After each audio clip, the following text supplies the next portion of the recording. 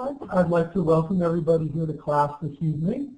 We are going to get started with our set of cases for this evening. What we're going to be covering is the statute of frauds. Obviously, the statute of frauds was a subject that was covered in contracts, but we're going to go into it in far more detail this evening and how it relates in real property cases and its application there. So, Mr. Troncalli, Mark, you are our first student up this evening with the case of Burns versus McCormick. Can you first tell us about the statute of frauds? What exactly is the statute of frauds and when is it applicable? Hi, Professor. Good evening. Statutes of frauds are applicable in contracts that take place of performance over a year. At the value, I believe, is over $500. If there's a co-signer or in the transfer of land. Those would be the scenarios. And what is the important thing about these contracts that are covered by the statute of frauds in particular? You mean oral, the oral part of them? It's an oral contract? Correct. That they've got to be in writing. These are contracts that must be in writing to be enforceable. And so if it's a contract that can't be performed in a year or for goods for more than $500, they're covered. But in our case, what we're specifically interested in this evening is the transfer of property, the transfer of land. And so that's what we're going to be looking at. Can you tell us about the case, Mark, Burns versus McCormick? Sure. This is an older case. It's a case from 1922. So the nature of the case, it's actually an appeal from a decision to deny specific performance over what was alleged to be an oral contract for the sale of land. Basically what happened was Halsey told the Burns were the plaintiffs, Halsey was the defendants, or actually Halsey's representatives, that if he would board and care for him during his life, that he would in turn give him his house and all of his furniture at his death. He unfortunately died and did not have a will or a deed or any record of this transaction. And the Burns sued for specific performance of what they felt was an oral contract. And the other parties that were interested. And the McCormick was successful at the trial court because the trial court denied specific performance, and then the Burns appealed.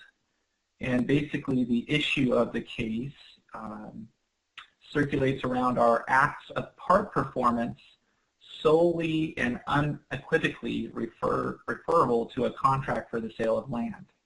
And the Judge Cordoza held that no, actually acts of part performance are not solely and unequivocally referable to a contract for the sale of land. And he basically said that in general, statutes of fraud would require a written contract for the conveyance of real property. And in this situation, the performance wasn't unequivocally referable in the agreement. And not every act of part performance would count for a specific performance. And the judge said, you know, it could have been that there was an exchange of rent for the services or a variety of different ways that the service could have been exchanged, but it wasn't unequivocally for the transfer of land. So because of that, the statutes of fraud was not satisfied, and the higher court affirmed the lower court's decision. Okay. It seems pretty clear cut. Now, didn't the Burns, it's a couple, take care of him for 5 or 6 months and give up a business?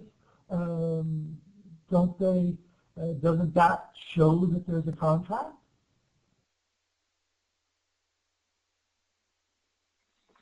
And yeah, the court kind of went through that because they did give their time, the services, but it was more of a service type of restitution that they should have been looking for. The court kind of reasoned through, rather than you know, the sale of real property or land here. So the court basically, you know, agreed that they did offer some services, but the type of restitution that they were seeking didn't seem to be proper.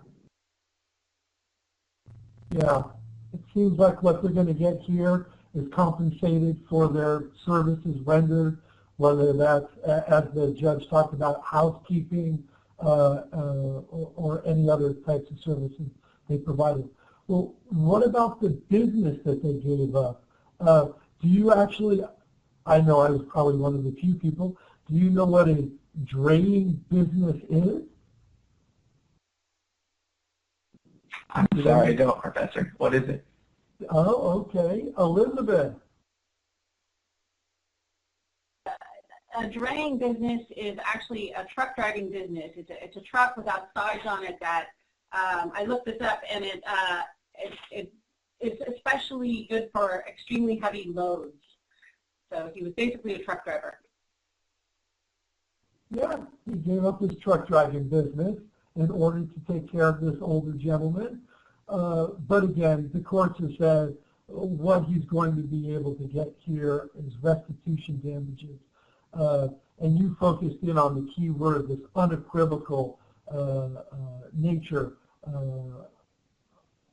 of the reliance has to have occurred in order to get into an equitable remedy. At least that's the way the courts looked at it back in 1920-something. And we're going to see the evolution of this rule of law over the next two cases, because we're going to get very different outcomes as we move 60, 70 years into the future.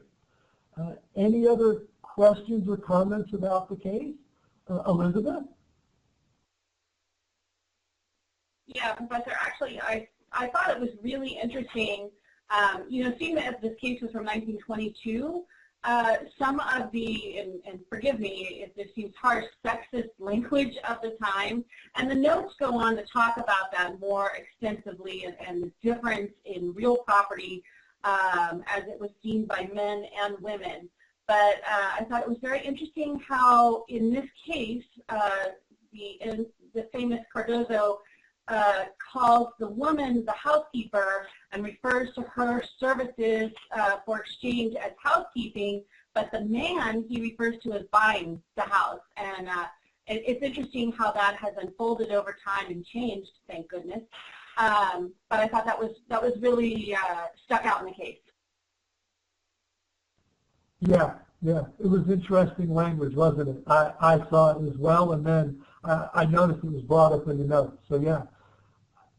And that's sort of the evolution of our judicial system as well, you know, the language develops, but it's also a reflection of the time, you know. The men bought stuff, and that wasn't necessarily true for women. And so yes, we have seen a great evolution for women in the workplace and in purchasing property and things along those lines. Excellent. All right, well, let's move on to our next case, Hickey versus Green. And I believe, John Vander, you are going to tell us about that case. I am. Thank you, Professor. This is actually an interesting case, and the reason I think so is because I think we can relate to it even in contemporary times, where we believe we've completed a transaction, and later on we realize that that's not the case. So on to the case. This is a case from 1982. The plaintiffs at the time entered into an oral contract to purchase from the defendant, Green, a lot for $15,000. They gave them a check. They gave the defendant a deposit of $500 that she accepted, and on the back of the deposit check, he wrote the plaintiffs that they stipulated the check was a deposit for the lot subject to condition that a zoning variance was approved by the town. A few days after writing the check, the plaintiffs learned they would not need a zoning variance to build on the lot. So the payee at the time left the line of the check blank because they weren't entirely sure who it was going to be made to, whether it was going to be made to the seller or to her brother. So they decided to leave it blank with the understanding that the defendant at the time was going to fill in what she felt was appropriate. In reliance on their arrangements, the plaintiffs ultimately sold their house. They actually went through a few days later and listed the property. It was listed for 3 days, and just as quickly it sold. A few days after that, the defendant came back, told the plaintiffs she didn't want to sell their property. She didn't want to sell her property because she got a better deal. She got about $1,000 more. She got $16,000, and she wanted to back out of the contracts. They told her, the defendants told her, unfortunately, you can't do that. We sold our property. We're now in reliance on what we agreed on, and if we don't continue with this, there's going to be damages. So she refused. They even offered her the same $16,000, still refused. Out came the suit. Now, they filed for specific performance. Typically in real estate, that's one of the damages. That's one of the remedies is specific performance, so that they have to complete the sale. And the trial court, lower courts agreed with them. They essentially stated that, yeah, you guys entered into a contract and we need to complete the purchase of this house. Now the issue in here is whether a party's part performance in reliance on that oral contract to purchase the real property, does that make the contract enforceable? And the appeals court said, yeah, it does. The reliance of the plaintiffs on their oral contract with the defendant created an enforceable contract for the sale of real property. The case was remanded back to the trial court to amend the judgment to require conveyance of the property, to essentially have them sell the property, only on payment of the initial $15,000. So that's, in a nutshell, that's kind of what happened. Now, again, this is a situation where we can all kind of relate. We make a deal with a particular person, and in real estate, obviously, the statute of frauds holds up. We have to put it in writing, and in this particular situation, they felt that it was enough. Part performance was enough to complete the transaction. So in 1922, detrimental reliance, Mr. and Mrs. Burns give up their truck driving business, is not sufficient for collateral estoppel and to create, to take it out of the statute of frauds. But in 1982, 60 years later, the court says that the Hickey's detrimental reliance of selling their house is sufficient to take it out of the statute of frauds because there's been this detrimental reliance. It completely overturns the earlier case. And so you can see over time the shifting values in society. Perhaps courts are better geared for things like this, but it really does completely overturn the last case. But there was something in particular, John, that when I was reading the case, I kept harping on. Isn't the check sufficient as a writing to take it out of the statute of frauds? Because we know it doesn't have to be a full-blown contract, but doesn't the check that Mr. Hickey wrote to Mrs. Green constitute a writing that proves that there was a contract? That's a great point, Professor. And unfortunately, no, not in this case. And there's a couple of reasons for it. There's actually a few reasons. One, she never cashed the check. She simply just didn't cash it, so it was actually never completed. The terms, even on the check themselves, although they attempted to write some of them, they weren't sufficient enough to construe a contract. And that's kind of what the court looked at. And finally, they can't be used, the check can't be used against the signer. So in looking at these things, the courts realized that although there was some of the terms there, it wasn't sufficient. But the part performance from the plaintiff was sufficient enough to force specific performance. Exactly. You can only use the writing that's not a contract against the signer. And Mr. Hickey's the one looking to enforce the contract, and he signed the check. If the check or the writing had been from Mrs. Green, then there might be something there to take it out of the statute of frauds. Good job, John. That was a good spot. All right. Any other questions or comments about this case? All right. And it really is a big case because we see it's a monumental shift in that the courts are willing to look at detrimental reliance to take cases out of the statute of frauds. Our next case is Gardner versus Gardner. Marcella, can you please tell us about that case? Sure, Dean. This is about two brothers, Mark and James Gardner, who conveyed their interest in land to their brother Harry so that he could secure a loan. Harry was in debt to the Citizen State Bank of Oakland and needed a security and requested that the brothers do this. And his brothers did convey their interest in the real estate to him by quitclaim deed, which did not mention the agreement to reconvey back.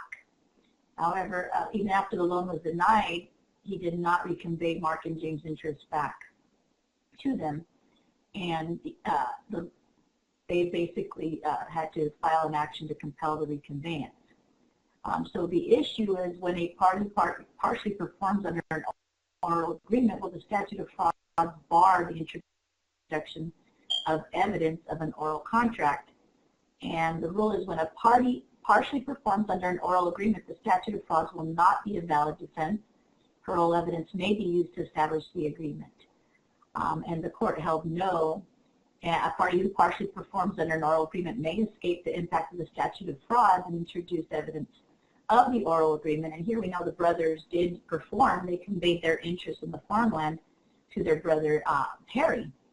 And that act is sufficient to take the oral agreement from the operation of the statute of frauds. And the court the trial court basically erred in refusing to admit the evidence of the alleged oral agreement. All right. Thank you, Marcella. Exactly. In the case of Gardner versus Gardner, we've got a quitclaim deed. Two brothers and a sister quitclaimed their interest in the property over to a third brother. He's trying to secure a loan and fails in securing the loan, but he's going to take this opportunity to cheat his siblings out of their inheritance, of course. So he refuses to transfer the property back.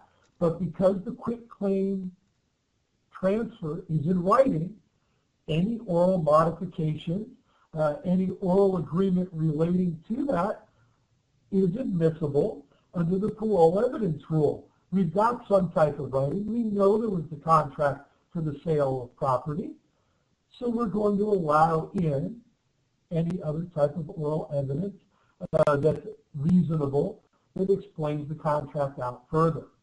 And so the contract doesn't have to cover everything. Now, would have it been better for the two brothers and the sister, to get it into the quitclaim transfer, or to get a contract saying after you get the loan, or if you don't get the loan, it gets transferred back?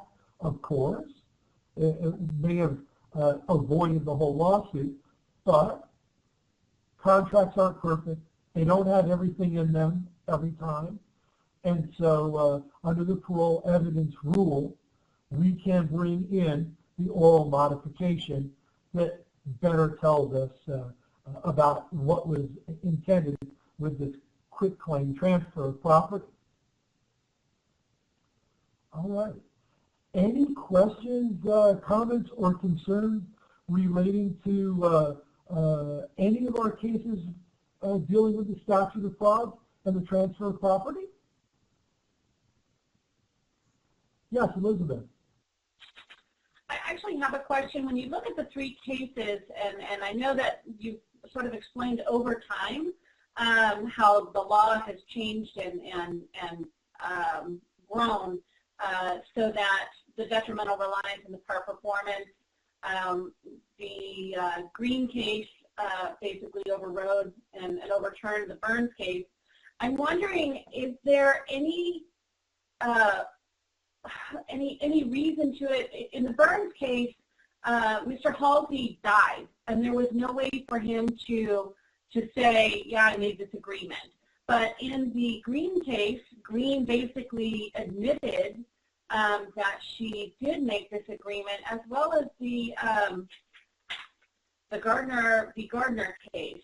It even says that the brother basically admitted into evidence that he had made this agreement, although it was fishy and he kind of hemmed and hawed, it seems like, and wouldn't admit at all. But he did partially admit, it's even in the holding here, he partially admitted an agreement to recovery.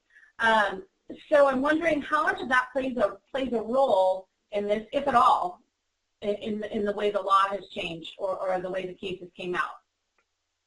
I think it's an excellent point, Elizabeth. It's something that I hadn't really keyed into either. But clearly in the case, in the Burns case, the decedent isn't there to explain himself or to defend themselves in the lawsuit. I think if you were an arguing attorney and your scenario was closer to Burns than it was to Hickey, that you would argue that that's a distinguishable fact and therefore Burns would be the controlling case. I think you'd have a really good argument. You may be able to convince the court that they should be, you know, if you're representing the estate, that there's probably a lot more there. Whereas if there wasn't a decedent, you would then be looking at Hickey v. Green and Gardner versus Gardner as better precedent as far as what's going on. I think that's a really good point. And as you get out there in the real world and start working on cases, those are the types of things that you can cue in on and really exploit to your advantage to say, look, this case doesn't apply because we're not like Hickey versus Green 60 years later. We're still under that solid old rule because we've got a decedent here who's not in court and who can't defend himself and there's no writing. Whereas if the situation is different, you'll have to work with those facts. But there's always cases that can be found. There's always cases that you can argue. Excellent point, Elizabeth. Any other questions?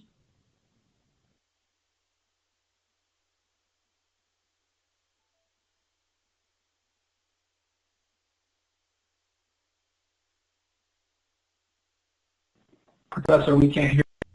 What I was saying is, Elizabeth, that's a fantastic point. It's something that I hadn't even cued into, but that definitely that's something that you're going to want to argue.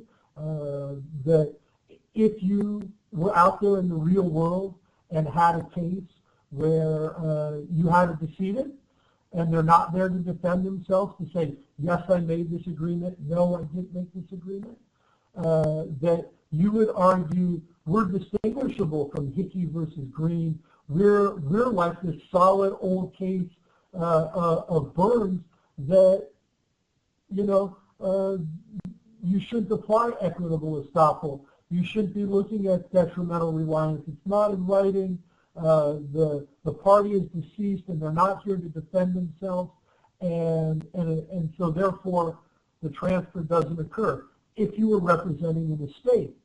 Whereas if it were a different set of facts and it was closer to Hickey versus Green or a Gardner v. Gardner, then you're going to have to work around it there.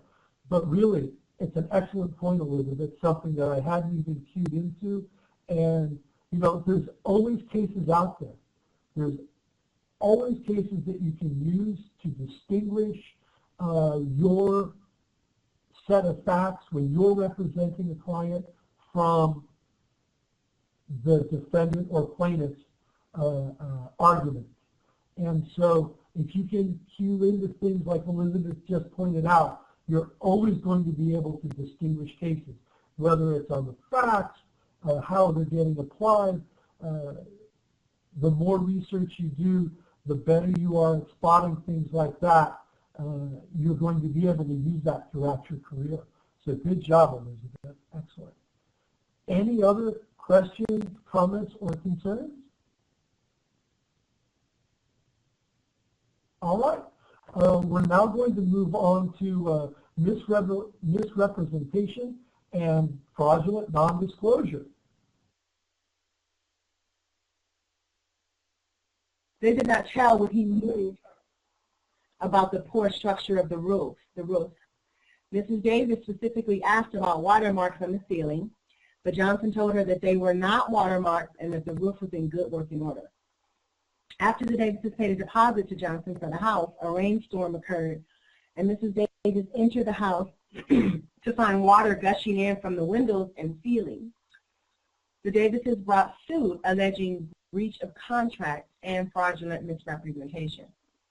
The issue here is a home buyer entitled to a refund of the deposit when the seller knew but failed to disclose significant leakage problems in the house's roof.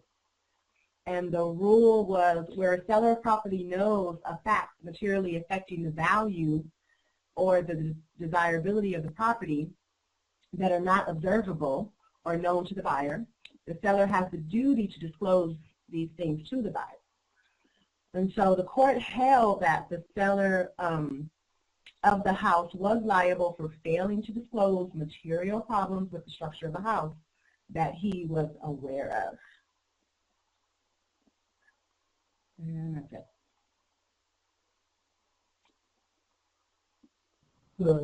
The big thing that the courts will get into, whether it's real property, which is what we're really looking at here, or even personal property, is opinion versus fact.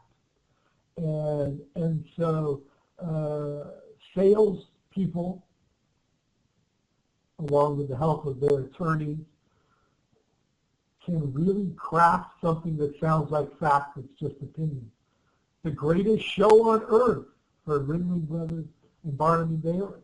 The greatest show on earth, you know, it's a great show. It's not better than the Lakers, but it is a great show. And so you have to be, they're walking a really fine line when you're doing sales between opinion and fact. What are you representing as fact? He represented that, yeah, there was a window that had leaked, but we fixed it. It's not a problem anymore. Well, the roof is collapsing and now the first floor is flooded. He skipped all of that information. And so when you're selling real property, there are obviously laws that apply that you have to disclose any material defects in the property. Foundations, roofs, floorboards, ceiling joists, things that are go to structural soundness. Most states have passed significant legislation requiring you to disclose anything that's wrong with the house that you know about or even that you should know about. And so in Johnson versus Davis, obviously it is a really brutal case of cover-up where the misrepresentation is significant and there's a fraudulent non-disclosure as well. It was a window that was leaking and that's wallpaper glue and really the ceiling is leaking. And I don't know if any of you have or have not been to Florida or at least the deep south, but the rain there is torrential when it comes in. You can get an inch or two in 10 or 15 minutes. You know, it may only rain, it may be sunny, it may only rain for 15 or 20 minutes, but you still may get an inch or two. So, gotta keep that in mind. Susan Redding's question, is the duty to disclose limited to just a real estate transaction, or could it apply to other chattel? There's going to be, obviously, there's regulations relating to real estate, but there will be regulations relating to large ticket items like cars in particular. There's going to be obligations to disclose things that are not safe. So if you have a car that the brakes don't work, the steering locks up and it suddenly takes a severe left turn, things like that, yes, that's probably going to be legislatively created. So, yeah.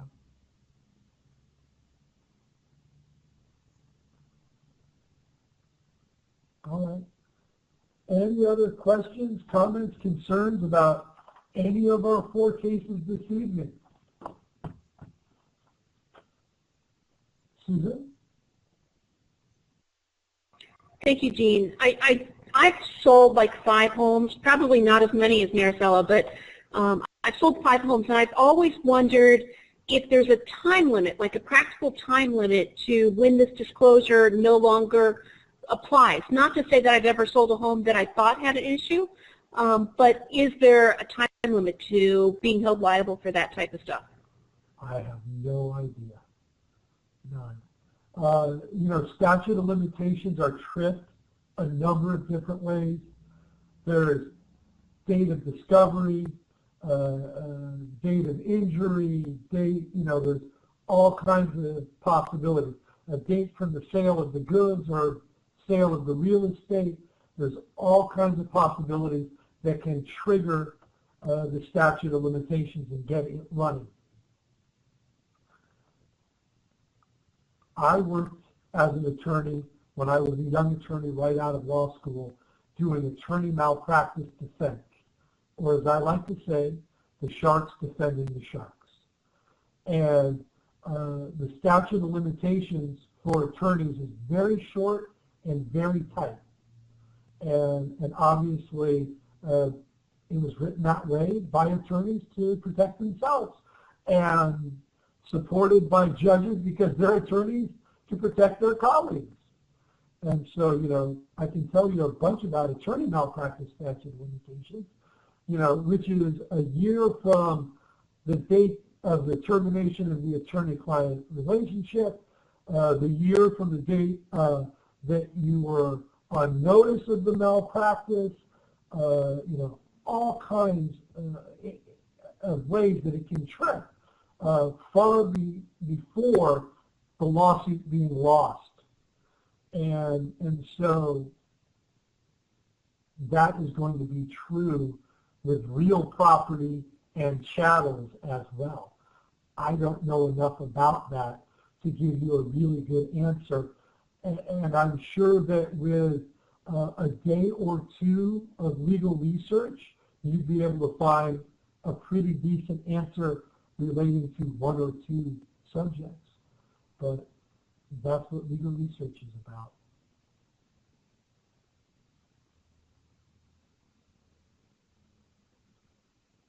Any other questions, comments, concerns before we call it a night? All right. Well, thank you to my 4 volunteers. That was just great. Thank you for your patience while we prepared for our presentation. And for me, totally regardless of the recording part, it was really fun to be back in class. Every time I get to sub, I realize how much I miss teaching. Not that I don't like being dean. Being dean's fine, but I got into this as a law professor and have transitioned out. So I hope to be back in class with you again at some point soon. I am not sure what the situation will be with Professor Visselman, whether he'll be here on Thursday or not, but don't worry, it'll be myself or Professor Visselman will be here. Have a good evening, everybody, and I hope to see you soon. Bye.